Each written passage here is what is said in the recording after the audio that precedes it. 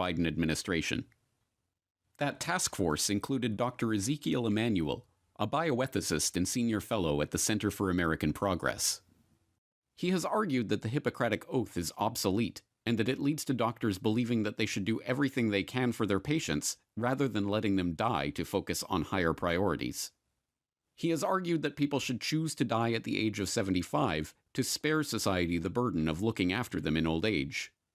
So there are two kinds of rationing, you might say. One is absolute scarcity leading to rationing, and that's when we simply don't have enough of something and you have to choose between people. We do that with organs for transplantation. We don't have enough. Some people will get it, other people won't, and tragically, people will die.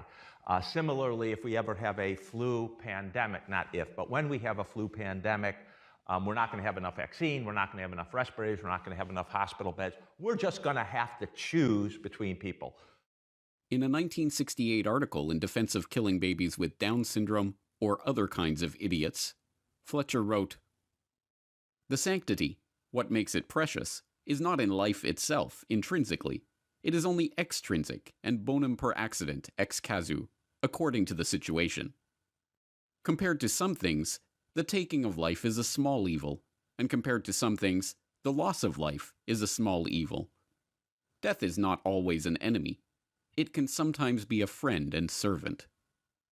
In Practical Ethics, for example, intended as a text for an introductory ethics course, Singer dispenses with arguments about severe handicaps and birth defects, and talks more broadly about whether it is fundamentally immoral to kill a newborn baby, noting that a newborn baby is not an autonomous being, capable of making choices, and so to kill a newborn baby cannot violate the principle of respect for autonomy. After conceding that it would, of course, be difficult to say at what age children begin to see themselves as distinct entities existing over time, noting that even when we talk with 2- or 3-year-old children, it is usually very difficult to elicit any coherent conception of death, we could provide an ample safety margin for such concerns by deciding that a full legal right to life comes into force not at birth, but only a short time after birth, perhaps a month. Take Alberto Giubellini and Francesca Minerva, two bioethicists working in Australia who published a paper titled After Birth Abortion, Why Should the Baby Live? In the Journal of Medical Ethics in 2012. In that paper, they explicitly defend the practice of infanticide on moral grounds, claiming that the moral status of an infant is equivalent to that of a fetus, and thus, the same reasons which justify abortion should also justify the killing of the potential person when it is at the stage of a newborn. Lest they be mistaken for forwarding the same old argument on killing severely handicapped and newborn babies that bioethicists have been making for decades, the two are careful to add that their proposal includes cases where the newborn has the potential to have an at least acceptable life, but the well-being of the family is at risk. It's important to recognise that mandatory vaccination would not be anything new. There are many mandatory policies, other coercive policies.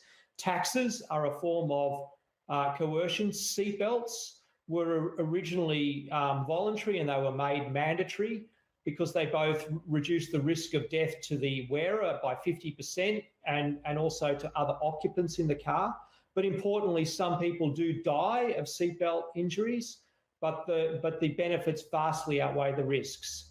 Some countries in the world already have mandatory vaccination policies. In Australia, the no jab, no pay policy involves withholding childcare benefits if the child isn't vaccinated. In Italy, there are fines, and in the US, children can't attend school unless they're vaccinated. All of these policies have increased vaccination rates and have been implementable. Some form of vaccination passport is almost inevitable. With travel, it's virtually a given. And you look at countries like Israel's now introducing the green card, and all this is going on the assumption that people that have been vaccinated are not going to be able to spread the virus as easily, meaning they can't transmit it. As the events of the past year have borne out, the public are more than willing to consider the previously unthinkable now that they have been told that there is a crisis taking place. Forced vaccination, immunity passports, the erection of a biosecurity state. For the first time, the eugenics-infused philosophers of bioethics are on the verge of gaining real power. and the public is still largely unaware of the discussions that these academics have been engaged in for decades. At the very least, Bill Gates can relax now. We can finally have the discussion on death panels.